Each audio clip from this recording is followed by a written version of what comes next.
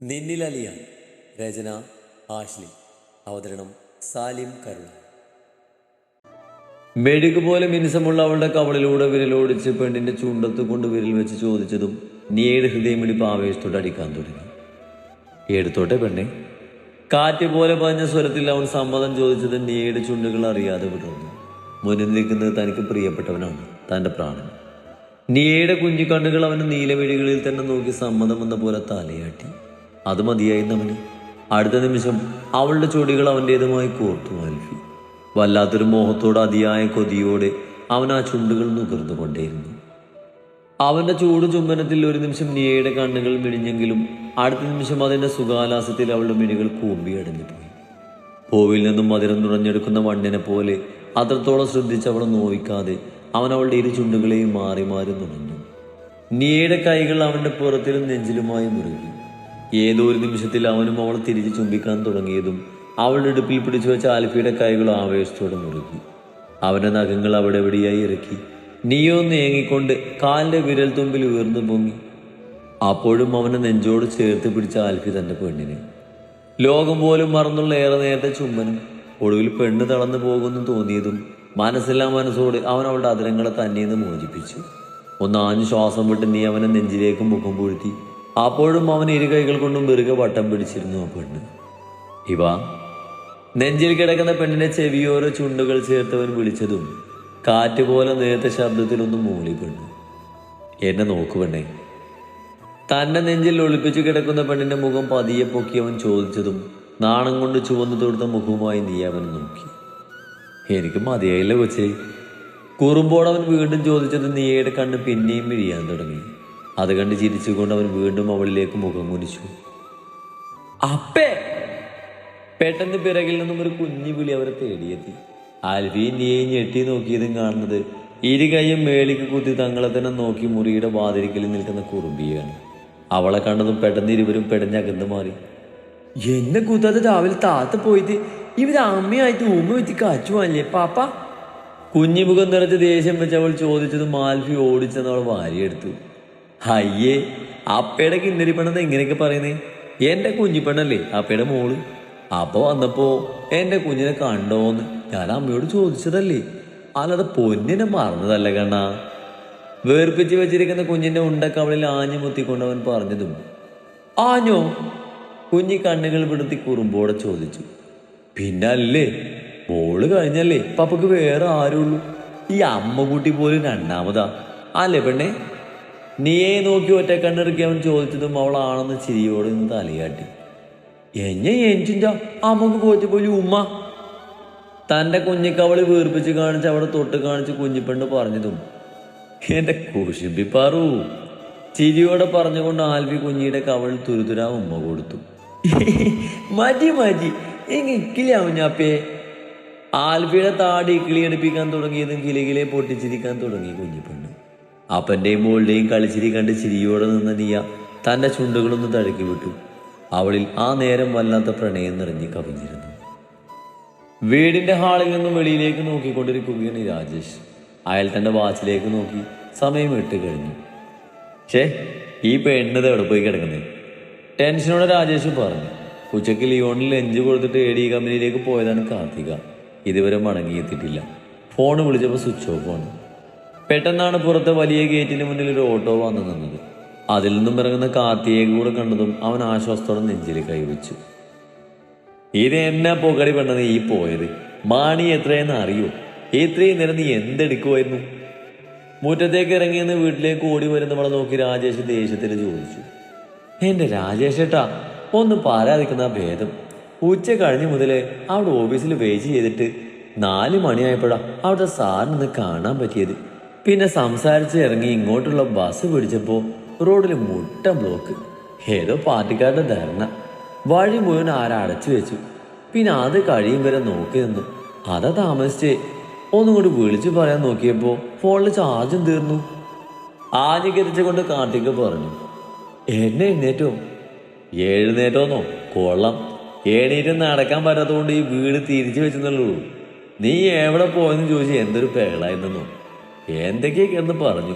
ചൂടെടുക്കുന്നെന്നോ കൈ വേദനിക്കുന്നെന്നോ അങ്ങനെ പറഞ്ഞ് ഒടുക്കത്തെ ദേഷ്യം. എന്നെ പൂരത്ത് എറിയായിരുന്നു. വൈകുന്നേരം ചായ കൊണ്ട് കൊടുത്തിട്ട് പോലും കുടിച്ചില്ല. അവസാനം ഒറ്റൊരെണ്ണം മുറിയിലേക്ക് കയറി വന്നേക്കെന്ന് വന്ന് ആലറി കിടക്കുവാ. എന്റെ ഭഗവാനെ. രാജേഷ് പറയുന്നത് കേട്ട് കാർത്തിക നെഞ്ചിൽ കൈവച്ച് പോയി. നീ ഇവിടെ നിന്ന് ദൈവത്തെ വിളിക്കാതെ മുറിയിലോട്ട് ചെല്ലുവണ്ണേ. രാജേഷ് പറഞ്ഞു തീർന്നതും കാർത്തിക വേഗം അകത്തേക്ക് ഓടി. മുകളിലത്തെ നിലയിൽ ലിയോണിന്റെ മുറിക്ക് മുന്നിലെത്തിയതും അവളൊരു ദീർഘനിശ്വാസം വിട്ടു. അവനെന്തെങ്കിലും വഴക്ക് പറഞ്ഞാലും കേൾക്കാൻ റെഡിയായിട്ട് പതിയെ വാതിൽ തുറന്ന് അകത്തേക്ക് കയറി. എന്നാൽ ലിയോൺ നല്ല ഉറക്കായിരുന്നു. എന്റെ ഈശ്വര, ഇങ്ങനെ അടങ്ങിക്കിടക്കുന്ന ആളെ കുറിച്ചാണ് ഈ രാജേശ്വരന്റെ ഇല്ലാവചനൊക്കെ പറഞ്ഞ്.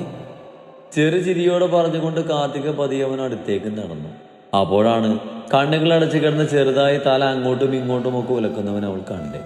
അത് കണ്ട കാർത്തിക ഓടിച്ചെന്നവനെ തൊട്ട് പിടിച്ചു നോക്കി. എന്റെ കൃഷ്ണ, പൊള്ളുന്ന പനിയാണല്ലോ. അവനെ നെറ്റിയിൽ വെച്ച് തന്റെ കൈ തിരിച്ചു വെച്ചവൾ ഞെട്ടലോടെ പറഞ്ഞു. കാർത്തിക വേഗം തന്റെ മെഡിക്കൽ ബോക്സ് തുറന്ന് തെർമോമീറ്റർ എടുത്ത് അതിന്റെ ടെമ്പറേച്ചർ ചെക്ക് ചെയ്ത് നോക്കി. അയ്യോ, 101. എന്റെ ഭഗവാനെ, പനി നല്ല കൂടുതലാണല്ലോ. നെഞ്ചിൽ കൈവച്ച് പറഞ്ഞുകൊണ്ട് കാർത്തിക വേഗം ലിയോണെ നോക്കി. കിടന്ന് പിറക്കുകയാണ്. തല അങ്ങോട്ടും കൊണ്ട് ചലിപ്പിക്കുന്നുണ്ട്. അവൾ വേഗം അവന്റെ കാൽച്ചുവട്ടിൽ കിടന്ന ബ്ലാങ്കറ്റ് എടുത്ത് അവനെ നന്നായി പുതപ്പിച്ചു. എന്നിട്ട് AC റിമോട്ട് എടുത്ത് അത് ഓഫ് ചെയ്തു. രാജേഷേട്ടാ, രാജേഷേട്ടാ, കൂട്ടത്തിൽ ഉച്ചത്തിൽ താഴേക്ക് നോക്കി വിളിച്ചുകൊണ്ടേയിരുന്നു. എന്താ കാർത്തു, എന്താടി? കാർത്തികയുടെ വിളി കേട്ട് ഓടി വന്ന രാജേഷ് കാണുന്നത് ലിയോണിന്റെ ബെഡിലിരുന്ന് അവന്റെ കൈവെള്ളയിൽ ചൂട് തിരുമ്പി കൊടുക്കുന്ന പെണ്ണിനെയാണ്. രാജേഷേട്ടാ, വേഗം ഡോക്ടറെ വിളിച്ച് വരാൻ പറ. ഏട്ടന് നല്ല പനിയും ഷിവറിങ്ങും ഉണ്ട്. ആദ്യോടെ കാർത്തിക പറഞ്ഞത് കേട്ട് രാജേഷ് ലിയോണിനെ തൊട്ടു നോക്കി. നല്ല പനിയാണെന്ന് കണ്ടതും അവൻ വേഗം ഫോണെടുത്ത് വിളിക്കാൻ തുടങ്ങി. കാർത്തിക കരച്ചിൽ തുടങ്ങിയിരുന്നു. ലിയോണിന്റെ തണുത്തു പറിച്ചുള്ള കിടപ്പ് കണ്ട് അവളുടെ നെഞ്ചി പൊടിക്കാൻ തുടങ്ങി. നേരൊക്കെ എന്തിന്റെ കേടായിരുന്നു ആൽഫി? ആ പെണ്ണിനെയും തള്ളയെയും പിന്നെ അവിടെ നിർത്തിയതിന്റെ ഉദ്ദേശം എന്താ? നിനക്കറിയാവുന്നല്ല പുന്നാര മോള് നിന്നോട് ആ രാത്രിയിൽ ചെയ്തത്. എന്നിട്ട് പിന്നെയും അവറ്റുകളെ കുടുംബത്തിൽ കയറ്റി നിർത്തിയിരിക്കുന്നു. ശിവ പല്ലിറുമി ദേഷ്യത്തോടെ പറഞ്ഞു കേട്ട ആൽഫി ചെറുതായി ഒന്ന് ചിരിച്ചു. ഇരുവരും രാത്രിയിൽ വീടിന്റെ ഏറ്റവും മുകളിലത്തെ നിലയിലെ ടെറസിലിരിക്കുകയാണ്. നീ എന്താടാ വിചാരിച്ചേ? എല്ലാം മറന്നിട്ടാ ഞാൻ അവളൊന്നും ചെയ്യാതെ ഇങ്ങനെ കൺമുന്നിൽ നിർത്തിയേക്കുന്നെന്നാണോ? ആൽഫി പറഞ്ഞു തുടങ്ങിയതും ശിവ അവനെ നോക്കി. ഞാൻ അവളെ 2 ദിവസത്തെ ഡെഡ് ലൈൻ കൊടുത്തത് മാറ്റുന്നതിന് വേണ്ടിയാ ശിവ. എന്ത്? അവളുടെ അമ്മ വിചാരിക്കും പോലെ അവൾ കമ്പനിയിൽ നിന്നും എടുത്ത 6 കോടി രൂപ ലിപ്സ്റ്റിക്കും ഷൂസും വാങ്ങി തീർത്തുന്നതാണോ നീ ഓർത്തിരിക്കുന്നത്?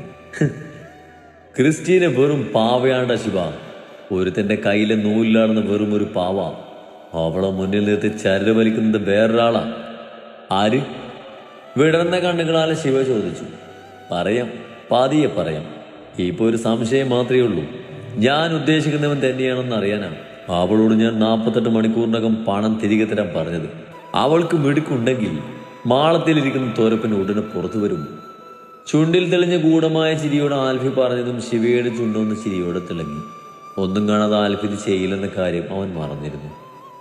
ആ പിന്നെ എടാ, ഇന്ന് ഓഫീസിലിരിക്കുമ്പോൾ ഒരു കുട്ടി എന്നെ കാണാൻ വന്നിരുന്നു. ഒരു കാർത്തിക. ആക്ച്വലി നിന്നെ കാണാൻ ആ കുട്ടി വന്നത്. നീ ഓഫീസിൽ നിന്ന് നേരത്തെ പോയത് കൊണ്ട് എന്നെയാ കണ്ട്. ശിവ പറഞ്ഞത് കേട്ട് ആൽഫി അവൻ മനസ്സിലാകാതെ നോക്കി. കാർത്തിക? എനിക്ക് അങ്ങനെ ഒരാൾ അറിയില്ലല്ലോ. അതെന്തിനാ വന്നേ? എന്തിനാ വന്നെന്ന് ചോദിച്ചാൽ കാര്യം കുറച്ച് സീരിയസാ. അവൾ ലിയോണിന്റെ ഹോം നേഴ്സാ.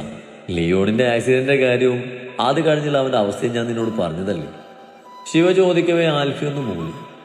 ലിയോണിന് നീയെ കാണാൻ ആഗ്രഹമുണ്ടെന്ന് ആ കൊച്ചു പറഞ്ഞത്. അവൻ പഴയ കഥകൾ എന്തൊക്കെയോ അറിഞ്ഞ മട്ടുണ്ട്.